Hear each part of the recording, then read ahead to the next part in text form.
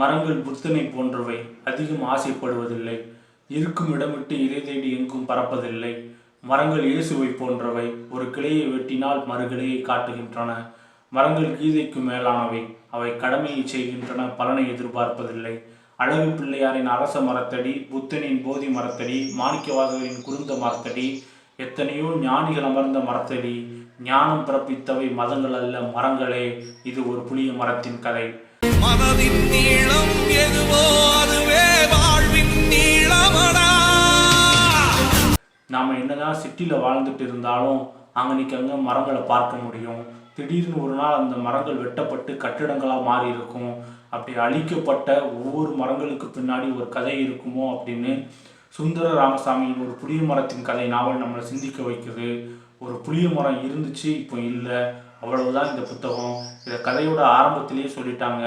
ஆனால் இந்த புத்தகத்தை படிக்கும்போது இந்த புளிய மரத்தை ஏதாவது பண்ணிடுவாங்களோ, காப்பாற்றணுமே அப்படின்னு தோணிகிட்டே இருக்கும். அதுதான் இந்த புத்தகத்தோட வெற்றி. இந்த கதை புளியங்குளம் அப்படிங்கிற இடத்துல தொடங்குது. இந்த இடத்துல ஒரு புளிய மரமும் ஒரு குளமும் இருந்துச்சு. அதனால தான் இந்த பெயர் வந்துச்சு. சில காரணங்களுக்காக அந்த குளத்தை மூடிடுறாங்க. அதனால சில காலம் கழித்து இந்த இடம் புளிய மர ஜங்ஷன் அப்படின்னு பெயர் மாறுது. ஆள் நடமாட்டம் உள்ள பகுதியாகவும் பஜாராகவும் மாறிடுச்சு. இன்னொரு புறம் இந்த கதையில் 3 முக்கியமான நபர்கள் இருக்காங்க. தாமோதராசான், காதர், தாமு. தாமோதராசான் அப்படிங்கிறவர் ஒரு கதை சொல்லி, அவருக்கு வயசு 80ஆவது, ஆனால் கேட்டால் 60ன்னு தான் சொல்லுவார். அவர் நிறைய கதைகள் சொல்லுவார். எப்போதும் இளைஞர்கள் கூட்டம் கதை இருக்கிறதுக்காக அவரை சுற்றி நின்றுக்கிட்டே இருக்கும். அவரோட காலத்தில் நடந்த நிகழ்வுகளை கற்பனை கலந்து சுவாரஸ்யமாக சொல்லுவார். தாமோதராசான்ட்ட கதை கேட்க ஆரம்பித்தா நேரம் போகிறதே தெரியாது. மதியம் கதை கேட்க ஆரம்பித்தாங்கன்னா நைட்டு 10 மணிக்கு பக்கத்தில் இருக்க சர்ச்சில் 10 வாட்டி பெல் அடிக்கும். அப்போ தான் 10 மணி ஆயிடுச்சு அப்படிங்கிறதே அவங்களுக்கு தெரியும். அப்போ தான் வீட்டுக்கு போவாங்க. அந்தளவு சுவாரஸ்யமாக கதைகளை சொல்லுவார். அவர் கதை சொல்கிறத நம்ம வாசிக்கும் போது அவர் முன்னாடியே உட்காந்து கதை கேட்குற மாதிரி நமக்கு தோணும். அங்கே கதை கேட்க வர இளைஞர்கள்ட்ட கையை நீட்டி முட்டியை மடக்க சொல்லி அவர் சொல்லும்போது அதில் தோற்று போகிற இளைஞர்களை பார்க்கும்போது முதல் மரியாதை படத்தில் சிவாஜி ராதாட்ட பேசுகிற காட்சியெல்லாம் நமக்கு நினைவுக்கு வரும். இன்னொன்று காதர் குறுக்கு வழியில் முன்னேறினவன். காதர் முதலாளி பெண்ணை பணத்துக்காக பிடிக்காமல் கல்யாணம் பண்ணிக்கிட்டான். சிகரெட் விற்கிற டீலர்ஷிப் இப்போ அவன்கிட்ட தான் இருக்குது. அவன்கிட்ட இருந்து தான் ஊரில் உள்ள எல்லா கடைகளுக்கும் சிகரெட் போகும். காதர் முதலாளித்துவத்தோட அடையாளமாக இருக்கான். தாமு ஒரு சுதந்திர போராட்ட தியாகி. தாமுவோட பழக்கடை புளிய மரத்து நிழலில் தான் இருக்குது. ஆனால் இந்த கதை சுதந்திர போராட்ட காலத்துக்கு முன்னாடி ஆரம்பித்து சுதந்திரம் அடைஞ்சு வளர்ச்சி அடையும் போது கிராமங்கள் மெல்ல மெல்ல அழிவதை வருத்தத்தோடு பதிவு செய்யுது. இந்த புளிய மரத்தில் ஒரு பெண் தூக்கு போட்டு இறந்துடுறா.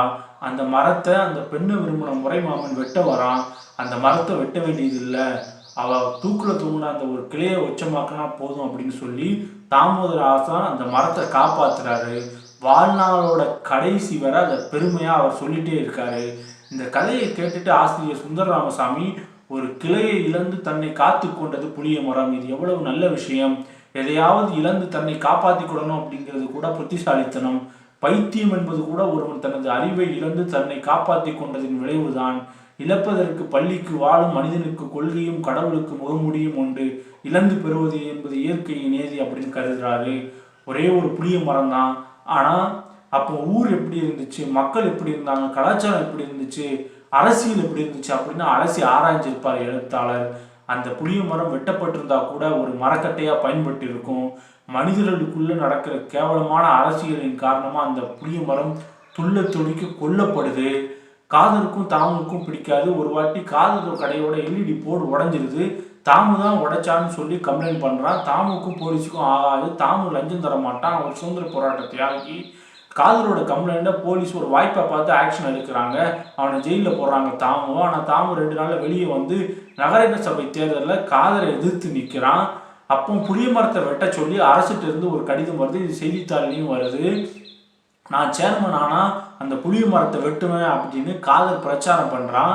புளிய மரம் வெட்டப்பட்டா தாமு கடை புளிய மரத்து நிழலில் தான் இருக்குது, அவனோட கடை அழிஞ்சிடும் அப்படின்னு காதல் நினைக்கிறான்.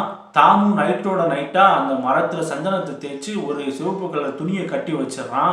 மறுநாள் எல்லாரும் அதை சாமின்னு கும்பிடுறாங்க. இது நம்மளோட சாமி, இதை வெட்டக்கூடாது அப்படின்னு தாமு தீவிரமாக பிரச்சாரம் பண்ணுறான். காதர் தன்னிட்ட வேலை செய்யக்கூடிய கூடிய ஐயப்பன் அப்படிங்கிற ஒருத்தன்ட்ட சொல்லி இந்த மரத்தை எப்படியாவது வெட்டிடு அப்படின்னு சொல்லி எப்படியாவது அழிச்சிரு அப்படின்னு சொல்கிறான். அந்த கூடிய ஐயப்பன் விஷம் கலந்த பாதரசத்தை அந்த மரம் ஃபுல்லாக தேய்ச்சிருந்தான். இந்த நிகழ்வு நடக்கும்போது இதை தாமுனோட குழுவினர் பார்த்துறாங்க. தாமு குழுவினருக்கும் காதர் குழுவினருக்கும் கடுமையாக சண்டை நடக்கு. இதில் கூலி ஐயப்பன் அவன் வச்சிருந்த கத்தி அவன் நெஞ்சிலேயே குத்தி இறந்து போயிடுறான். இதனால 2 பேரும் தாமும் காதரும் ஜெயிலுக்கு போறாங்க. காதர் தான் குற்றவாளி அப்படின்னு போலீஸார் முடிவு பண்றாங்க. தாமு வெளியே வந்து ஊர்ல இருக்க பிடிக்காம ஊரை விட்டு வெளியேறுதான். காதர் வந்து திருவனந்தபுரம் ஜெயிலுக்கு போறான். ஊரையே தாங்கி நின்று அந்த புளிய மரம் கருகி போச்சு.